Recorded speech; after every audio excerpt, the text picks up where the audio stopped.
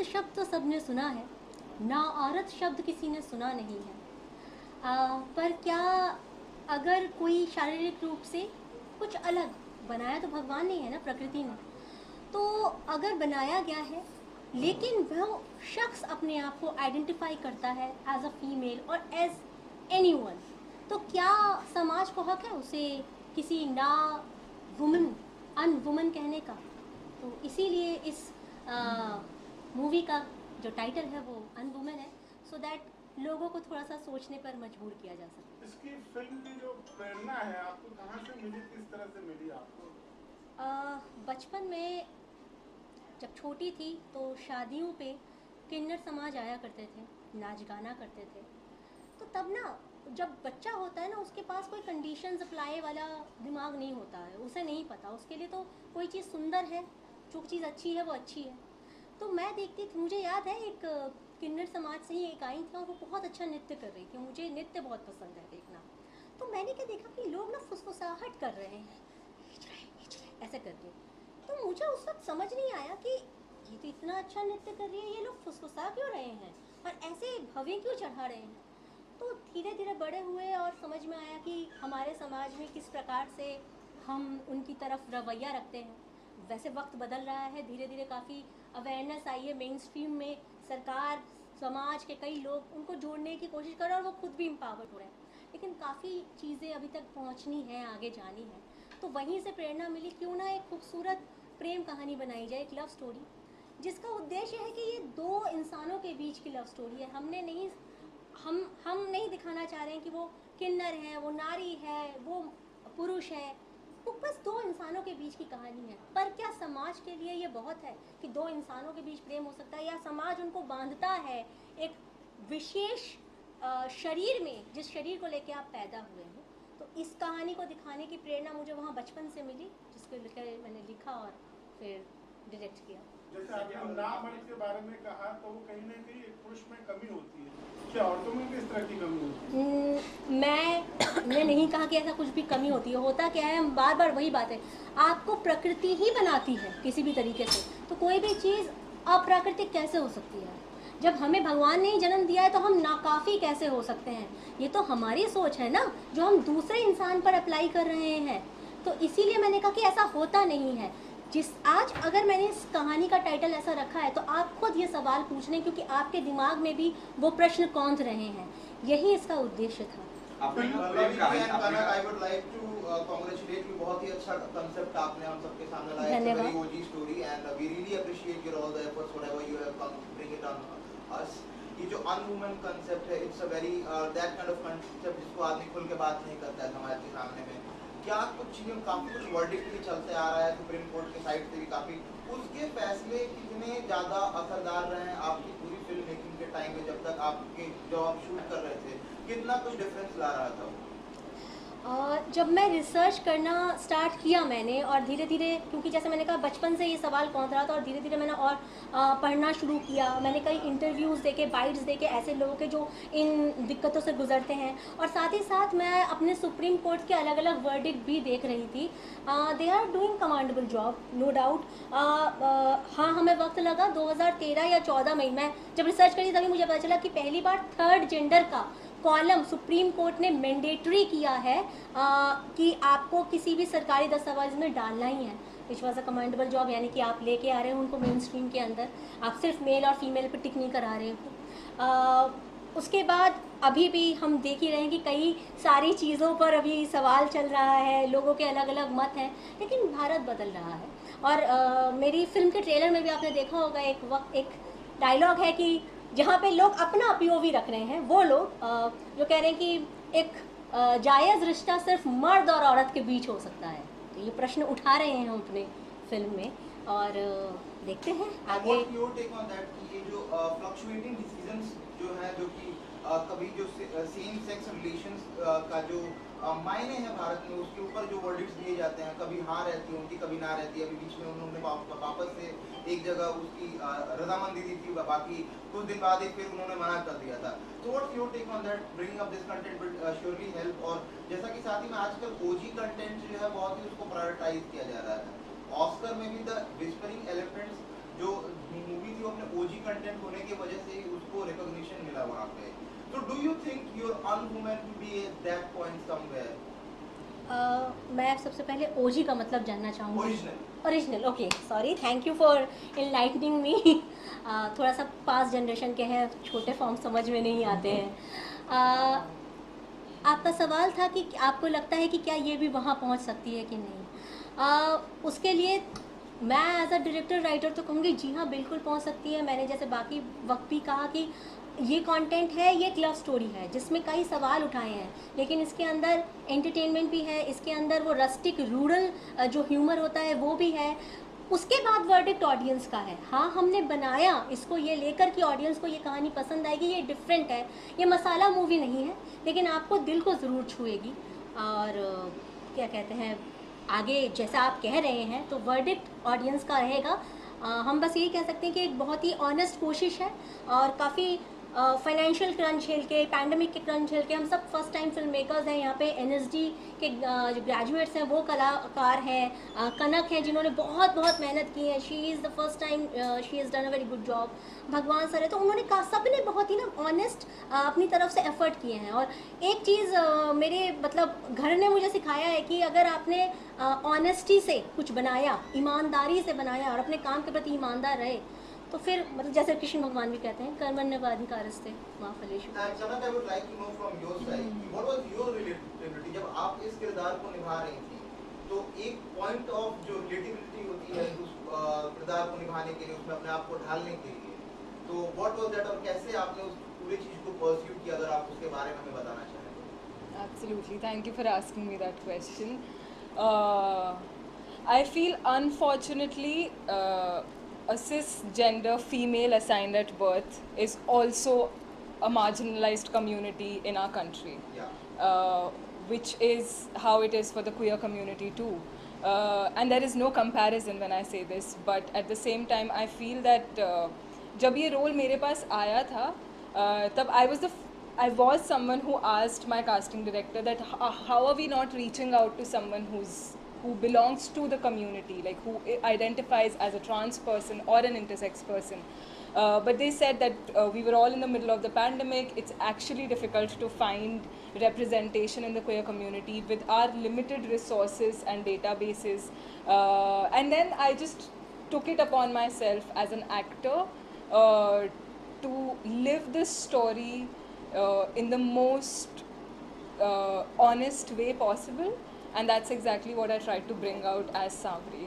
How do you see your pattern of character, जैसा उसको treat किया गया पूरी मूवी में, was it justified as अगर उसको हम बाहर के जो हमारा सोसाइटी है अगर उसको वैसे treat करें तो it was good according to you for that? Like एक टाइम पे जैसा मैंने जितना ट्रेलर में देखा है उसके हिसाब से बता रहा हूँ आपको, स्टार्टिंग में एक पॉइंट ऑफ टाइम पे जब रियलाइजेशन नहीं था कि ऐसा कुछ है, उस टाइम पे उसको एक्सेप्टेंस मिली.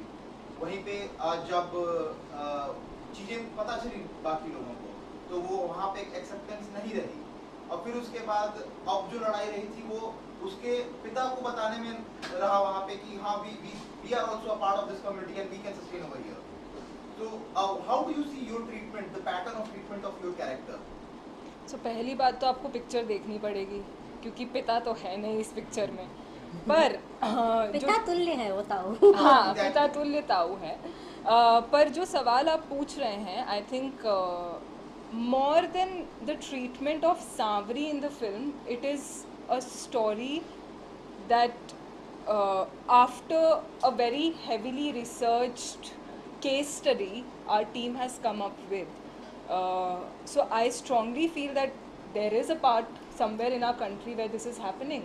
Because हम कैसे कहते हैं ना कि closet से बाहर आना, आपने सुना है वो coming out is the term for queer community. And why does it have to be a closet? हमें सबसे पहली बात उन्हें closet में रखना ही क्यों है? So somewhere that is what Savri's treatment is throughout the film, which is just what is really happening in our society.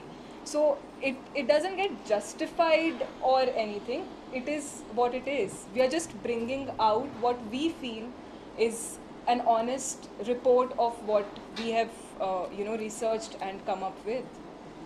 And I love the way she narrates Savri. Savri is the character's name in the film. So she's still in that character, and that's very commendable. Yeah, Thank you. You get a piece of recognition and for sure you will get recognized for this.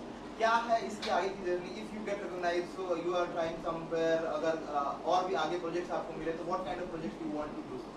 बिल्कुल मिलेंगे और बिल्कुल I hope मिले projects और I think एक आपका नाम क्या है?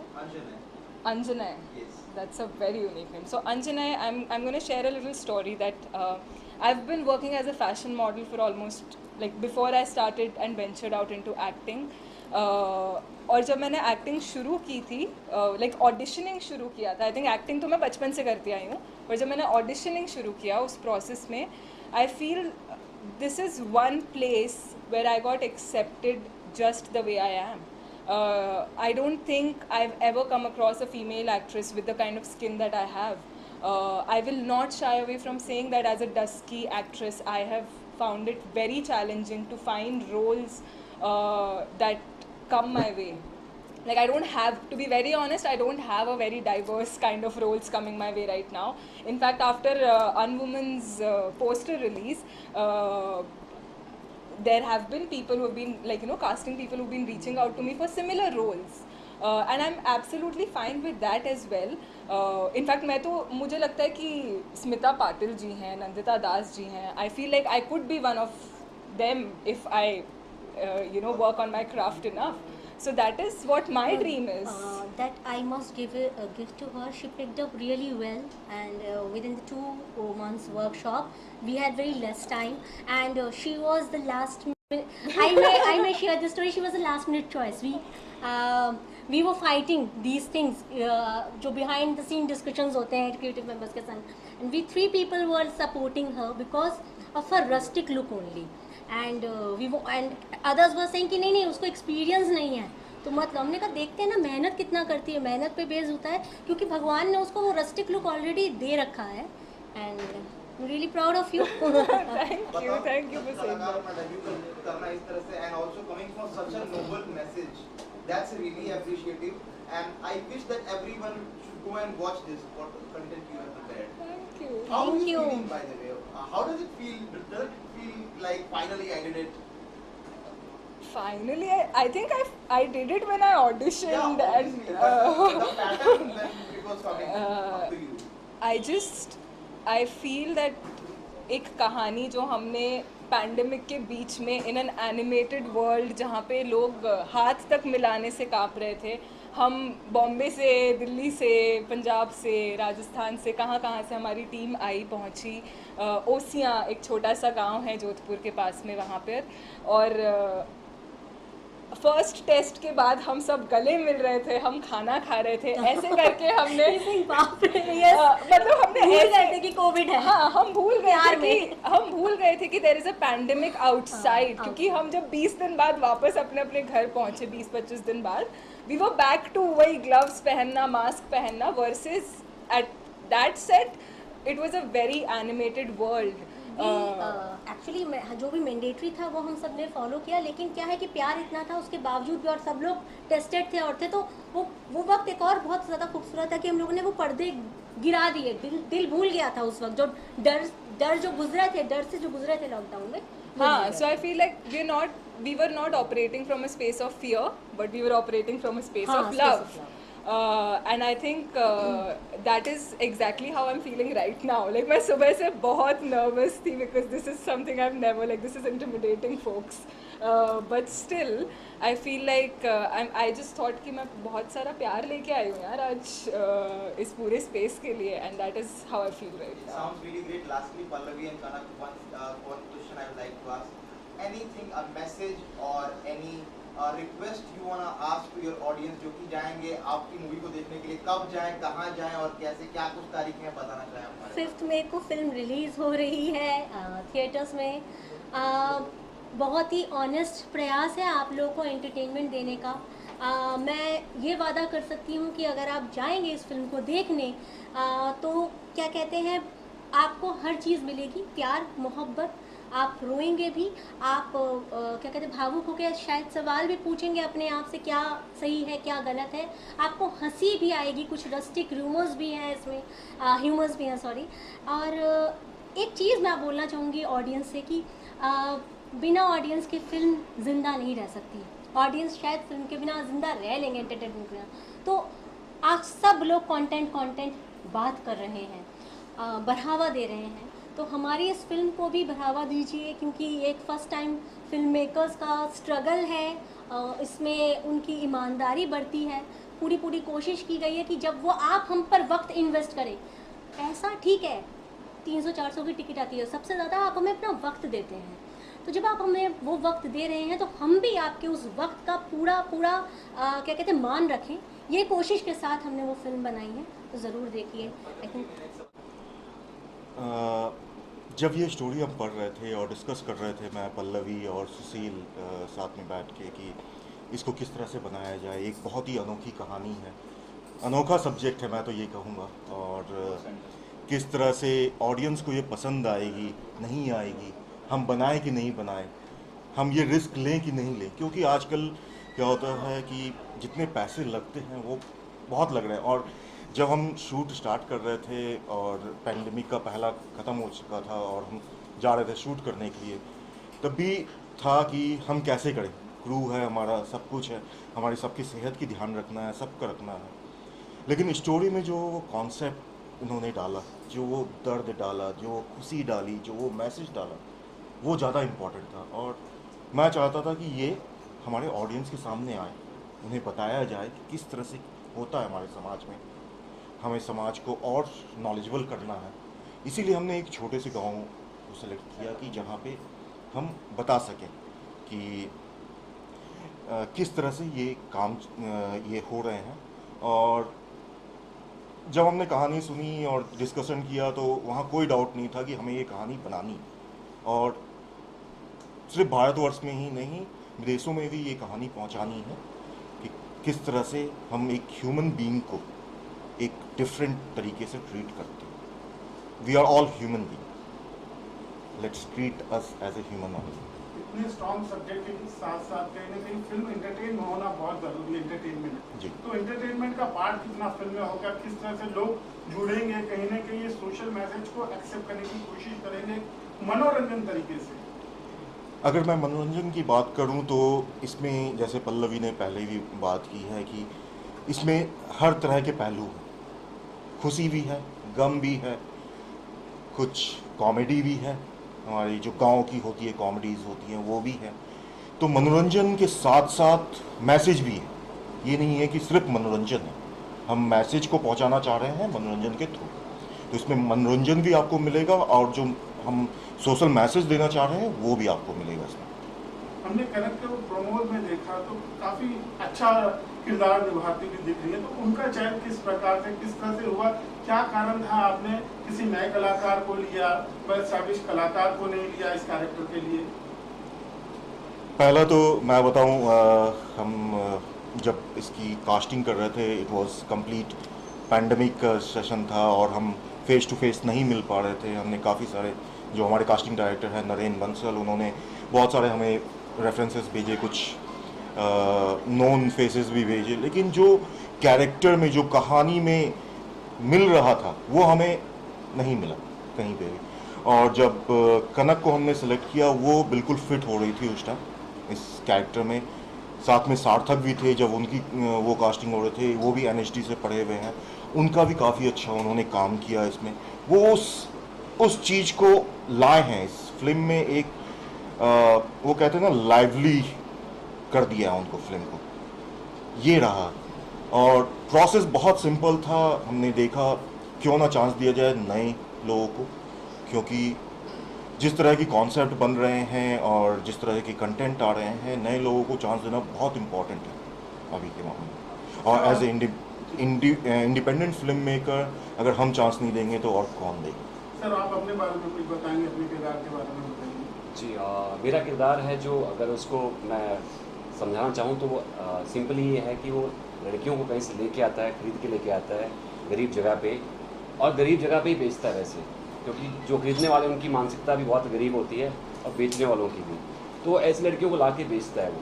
तो मेन ह्यूमन ट्रैफिकिंग का काम करता है वो। और मैंने वो उसको एक्सपीरियंस बहुत किया हुआ था पहले से, क्योंकि हरियाणा, पंजाब, राजस्थान में उन तीनों के बॉर्डर पे एक जगह है श्री गंगानगर, बगल में पाकिस्तान भी है, और वहाँ से बिलोंग करता हूँ और मैंने ये देखा है और ये होता रहा है और आज भी हो रहा है लोगों की सोच की वजह से। सर आप कुछ बताना चाहेंगे आपके किरदार के बारे में, आप क्या करना चाहेंगे? मैं इस फिल्म का को प्रोड्यूसर हूँ और मैंने और पल्लवी ने ये कहानी लिखी है।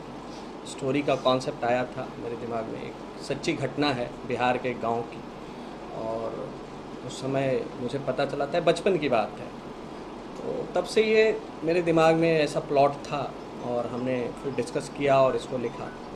कहानी इतनी खूबसूरत बन के आई, फिर गुंजन जी ने हमने बात की और फिर हमने कहा आगे बढ़ना है, मुड़ के नहीं देखना है, और आज इस जगह पे हैं। फिल्म को लेकर किस तरह की उम्मीदें आपकी?